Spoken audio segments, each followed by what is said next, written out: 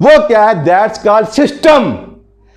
इधर कोई सिस्टम नहीं है और ये पूरा का पूरा सिस्टम है। ओके, अब जब आपको ये समझ आ गई कि स्मॉल बिजनेस और बिग बिजनेस में जो बेसिक फर्क है वो सिस्टम का फर्क है। जब आप स्मॉल बिजनेस कर रहे होते हैं तो आपका जो सिस्टम वो आपका माइंड होता है।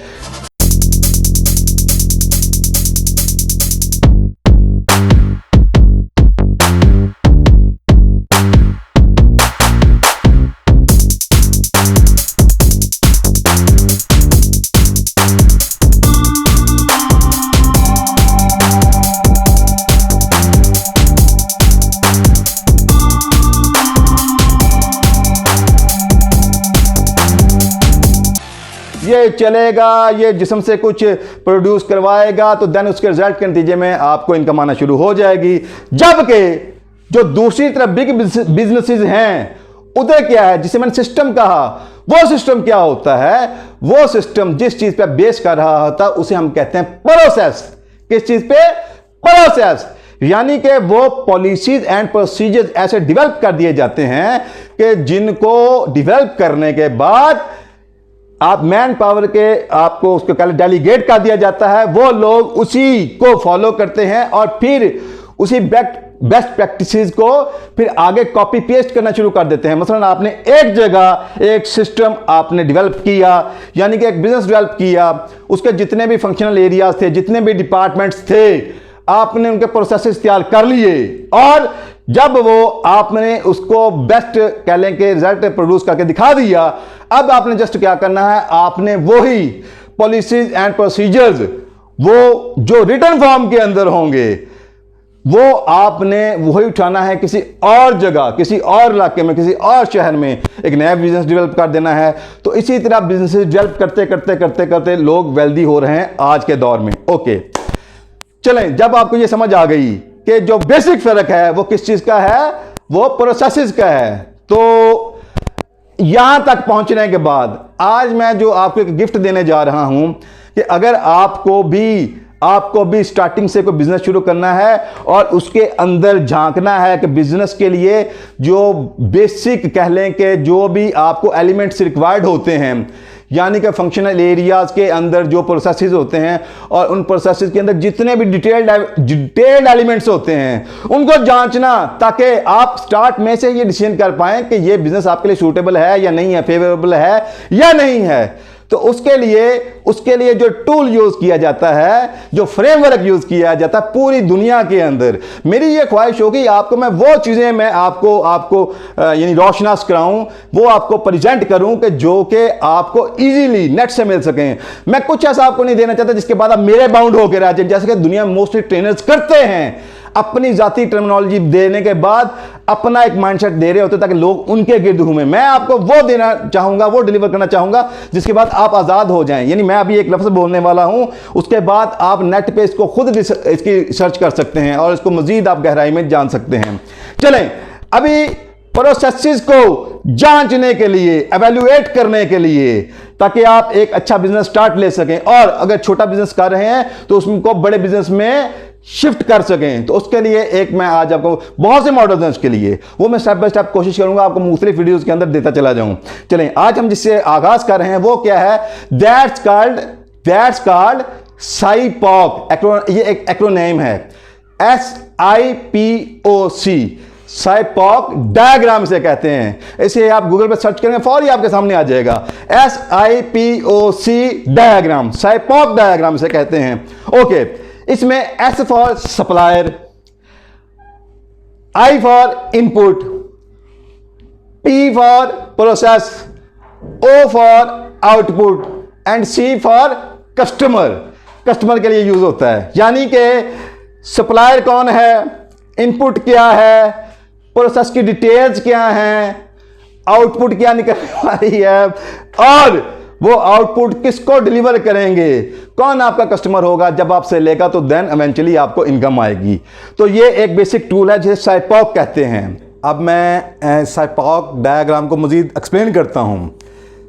सपोज आपका एक टी हाउस है, एक टी कैफे है, जहां पे आप रिच क्रीमी मिल्क टी देते हैं, सर्व करते हैं, लोगों को एक ग्रेट एक्सपीरियंस देते हैं, एक ग्रेट एक्सपीरियंस सेल करते हैं, तो उसमें आपको बेसिक मटेरियल क्या रिक्वायर्ड है? सपोज उसमें आपको अब देखना, अब मैं साइपॉक के ऊपर जाने लगा हूं, एस फॉर सप्लायर। अब जाहिर बात है आपको उस चाय बनाने के लिए दूध रिक्वायर्ड है। अब देखना है कि कौन दूध सप्लाई करेगा, फिर आपको दूध, पत्ती, चीनी, क्रीम, बिस्किट्स, केक्स, इस तरह कुछ और मटेरियल। अब आपने एज फॉर सप्लायर में आपने ये मेंशन करना है कि कौन कौन कौन कौन वेंडर्स आपके हैं कि जो आपको ये चीज़ें सप्लाई करेंगे, कौन आपके मेन वेंडर्स हैं जो कि इकोनॉमिकल हैं, जो आपको ये अच्छी क्वालिटी सर्व करेंगे। ओके, एज फॉर सप्लायर आ गया। आई फॉर इनपुट्स, मसलन अगर एक सप्लायर का नाम ए है, मिस्टर ए, तो मिस्टर ए क्या सप्लाई करेगा? वो दूध सप्लाई करेगा। मिस्टर बी क्या सप्लाई करेगा? मिस्टर बी आपको पत्ती सप्लाई करेगा। मिस्टर सी क्या सप्लाई करेगा? मिस्टर सी आपको क्रीम सप्लाई करेगा। और मिस्टर डी क्या सप्लाई करेगा? वो आपको चीनी सप्लाई करेगा। मिस्टर ई क्या सप्लाई करेगा? वो आपको सपोज केक सप्लाई करेगा। और मिस्टर एफ क्या सप्लाई करेगा आपको? वो आपको बिस्किट सप्लाई करेगा, suppose. Okay, S for supplier, I for inputs, कि वो सप्लायर कौन सा मटेरियल प्रोवाइड करने वाले हैं आपको, क्या इनपुट आपको देंगे। ओके, आपको ये भी क्लियर होगा। अब आ गया पी फॉर प्रोसेस। ओके, अब ये हम उसमें अब इसको हम पूरा प्रोसीजर जो वहां पे एग्जीक्यूशन होने लगे, जो भी ऑपरेशन है, उसकी पूरी डिटेल इसके अंदर आएगी स्टेप्स की शक्ल में। सपोज स्टेप 1 क्या होगा कि कौन है जो परचेज करेगा और कितने टाइम के अंदर परचेज करेगा, और फिर वो परचेज करके ला के किसके हवाले करेगा एज अ स्टॉक, यानी कौन स्टॉक को मेंटेन करेगा। फिर नेक्स्ट स्टेप, थर्ड स्टेप क्या आएगा कि कौन होगा कि जो उसको फिर किचन के अंदर कुक करेगा, उसको बनाएगा, चाय को तैयार करेगा। ओके, फिर वो कौन होगा कि जो आके आगे कस्टमर से जाके ऑर्डर लेके आएगा। फिर उसके अगला वाला स्टेप क्या आएगा, कौन होगा कि वो जो ऑर्डर होगा उसको जाके वो डिलीवर करेगा। फिर कौन होगा कि जो उसके जाके उनसे वो बिल लेगा। फिर कौन होगा जो उसकी जाके फीडबैक लेगा। फिर अब सवाल यह है कि जो कुछ भी वहां पे बनाया गया और कस्टमर को सप्लाई किया गया, यानी कि आप यूं समझ लें कि अगर स्टार्ट यहां से ये ए पॉइंट था और ये बी पॉइंट है, यानी टोटल ए टू बी पूरे प्रोसीजर जो कुछ भी इसके अंदर होने लगा है, आप उसको स्टेप्स की शक्ल में कागज पे मेंशन करेंगे। फिर जो भी फाइनल प्रोडक्ट बनी, जब आपने उसको जाके उसको कस्टमर को डिलीवर किया, तो बात यह है कि आउटपुट क्या निकली। आउटपुट क्या थी? आउटपुट सिर्फ ये थी कि आपको कुछ पैकेज डील्स उनको दी आपने। ओके, तो हु इज योर कस्टमर, मैं आखिर SIPOC के ऊपर जा रहा हूं। Who is your customer, customer कौन, उसमें आप सेगमेंटेशन कर सकते हैं। सपोज वो स्टूडेंट हो सकते हैं, सपोज वो खास बिजनेस कम्युनिटी हो सकती है। तो कहना यह चाह रहा हूं SIPOC, इसके अंदर सप्लायर, फिर इनपुट, फिर पूरा प्रोसेस ए टू बी के अंदर तमाम डिटेल्स आपने स्टेप्स की शक्ल में उसमें मेंशन कर दी।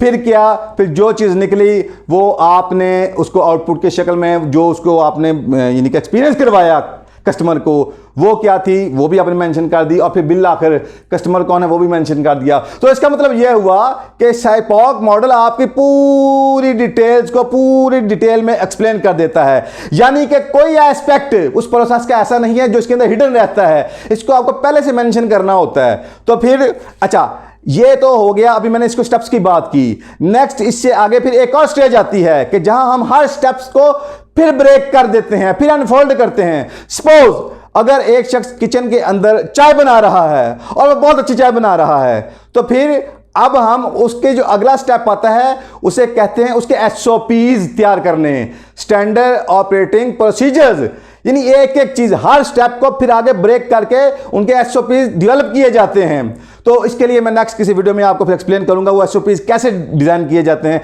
कैसे उनको अनफोल्ड किया जाता है, कैसे इस तरह उनको आप कह लें कि हम रिटन फॉर्म के अंदर लेके आते हैं कि वो फिर किसी फर्द वाहद का मोनोपोली नहीं रहती। दूसरे लफ्जों में वो आपके पास जितने भी लोग जो भी आपने हायर किए, जो भी प्रोसेस आपने डिजाइन किए, जब जब उन्होंने जो जो बेस्ट परफॉर्मेंस दी, वो जो बेस्ट परफॉर्मेंस होगी जब आप उसको उनके माइंड मैप से निकलवा के स्टेप्स की शक्ल में, उसके बाद एसओपीज की शक्ल में जब आप रिटर्न मटेरियल के अंदर उसको मेंशन कर देंगे, वो आपके मैनुअल्स डेवलप हो जाएंगे। वो मैनुअल्स आपका रियल असासा होंगे, याद रखिएगा। अब वापस जाए उस मिसाल की तरफ, जब मैंने कहा था कि जहां पे जो सोलर पावर्ड वो जो पंप्स होंगे, वाटर पंप्स, वो इस तरह फिर आप जब हर चीज की डिटेल मैनुअल तैयार कर लेंगे, तो जहां आप एक टी हाउस चला रहे हैं, अगर आप पूरी डिटेल्स कर पाते हैं तैयार, तो फिर क्या होगा, आपके पास वो एक मास्टर प्लान आ जाएगा रिटर्न फॉर्म के अंदर। उसके बाद आप चाहें तो नेक्स्ट आप अपनी और ब्रांचेस खोल सकते हैं। अदरवाइज आप फिर आगे बिजनेस को स्केल लेवल करने के लिए लिवरेज के तौर पे आप उसको फ्रेंचाइजीज भी दे सकते हैं, जिनमें पैसा कोई और लगाएगा, आप सिर्फ बैठ के अपने उस एसेट के जरिए पैसा गिन रहे होंगे। तो कहना ये चाह रहा हूं, यही वो तरीका है। और उसका बेसिक टूल, बुनियादी टूल क्या है, दैट्स कॉल्ड SIPOC डायग्राम। तो आई थिंक आज के लिए इतना काफ़ी है। तो नेक्स्ट किसी वीडियो में मैं आपको वो मज़ीद उसको अनफोल्ड करूंगा, एक्सप्लेन करूंगा कि वो कौन से मज़ीद ऐसे कह लें फ्रेमवर्क्स हैं, टूल्स हैं, ऐसे कौन से मज़ीद डायग्राम्स हैं कि जो कि आपके बिजनेस मॉडल को इतना इजी कर देते हैं, इतना इजी कर देते हैं कि कोई भी शख्स जो बिजनेस स्टार्ट करना चाहता है वो भी बड़े आसानी के साथ स्टार्ट कर सकता है, क्लैरिटी के साथ, अंडरस्टैंडिंग के साथ और कॉन्फिडेंस के साथ। प्लस अगर कोई छोटे लेवल पे कर रहा है, उसको वो मजीद अगले लेवल पे लेके जाना चाहता है, उसको ब्रांड बनाना चाहता है, तो वो कौन से टूल्स होंगे, तो इंशाल्लाह ताला नेक्स्ट वीडियो में आपको वो भी खोलूंगा। तो आज के लिए इतना ही। पसंद आए तो ज़रूर इसको आगे फैलाइएगा, क्योंकि इस वक्त हमारे मुल्क का जो बहुत बड़ा प्रॉब्लम वो ये है कि लोग, यानी कि ये लॉकडाउन की वजह से लोगों के बहुत सारों की नौकरियां ख़त्म हो चुकी हैं और दूर दूर तक चांसेस नहीं है कि नेक्स्ट फिर से नौकरियां निकल सकें। लिहाजा अब करना क्या होगा, अब आपको अपनी जिंदगी का बेड़ा खुद उठाना होगा, खुद आगे बढ़ना होगा, अपनी जिंदगी की कमांड खुद लेनी होगी। तो उसका बेस्ट वे क्या है कि अपना बिजनेस किया जाए, चाहे छोटा चाहे बड़ा। तो छोटे से लेकर बड़े तक अगर आप करना चाहते हैं तो हमारे साथ लिंक में रहिएगा और इस इंफॉर्मेशन को आगे से आगे फैला दें, ताकि पाकिस्तान के अंदर जितना जल्द मुमकिन हो सके लोगों को आसानियां मिल सकें। और मजीद किसी को कुछ गाइडलाइन की जरूरत है, कंसल्टिंग की जरूरत है, तो आप हमसे रब्ता कर सकते हैं। तो इंशाअल्लाह ताला जो मॉडल आपको मिलेगा प्रूवन मॉडल होगा।